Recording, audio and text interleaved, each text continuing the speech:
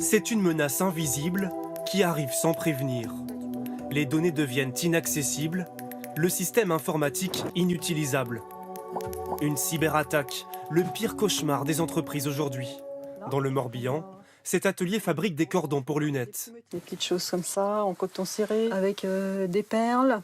Une toute petite entreprise, seulement 9 salariés, que Mireille Picard-Sauvage pensait à l'abri des cyberattaques. Et pourtant... Voilà sur les pages sur lesquelles on arrivait. Donc les clients, ils tombaient là-dessus. Ils tombaient là-dessus. Une page blanche. Il y a 5 ans, son site internet est piraté. Impossible de passer commande pendant 2 semaines. Après, il faut restaurer la confiance des clients. Allez-y, il n'y a plus de risque, mais ça fait peur quand même. 8 000 € de pertes. Pour éviter une nouvelle attaque, elle fait appel à Jean-Roch Salès, son expert cyber, tous les 3 mois. Là, je regarde visuellement si j'ai pas de voyant d'alarme sur le feuilleron, là. Il n'y a pas de petite lumière rouge ? Non. Avec l'explosion des cyberattaques depuis le Covid, son activité a triplé. Coût de la prestation pour l'atelier, 3 à 5 000 € chaque année.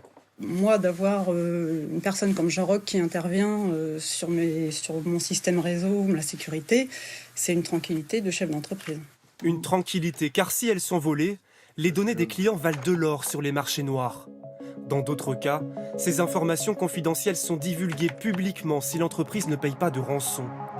La cybersécurité en France, un énorme marché estimé à 25 milliards d'euros d'ici 2025.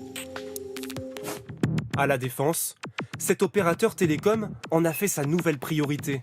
Entrer sous haute surveillance. Ici, 200 ingénieurs traquent et enquêtent sur les cybercriminels et les empêchent de s'infiltrer dans les réseaux des entreprises.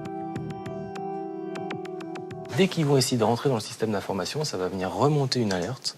Et c'est les analystes qui sont là vont pouvoir analyser cette alerte et essayer de stopper tout de suite l'attaque.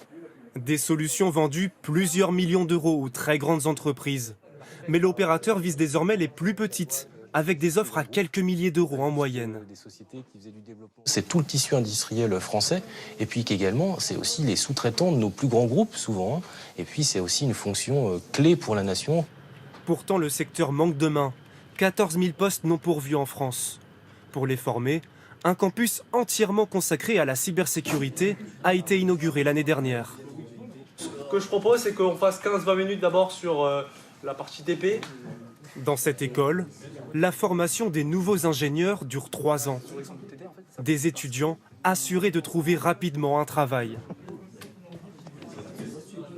Généralement, quand on nous demande ce qu'on fait comme étude et qu'on répond cybersécurité, la première chose qu'on nous dit, c'est tu t'inquiéteras pas pour le travail plus tard, quoi. C'est des salaires qui sont bien, directement sortis d'école, qui sont déjà très satisfaisants, donc c'est sûr que pour nous, c'est un plus quand même. Un jeune diplômé gagne en moyenne 2 à 3 000 € par mois. Le gouvernement a lancé un plan d'investissement pour renforcer la filière. 1 milliard d'euros d'ici 2030.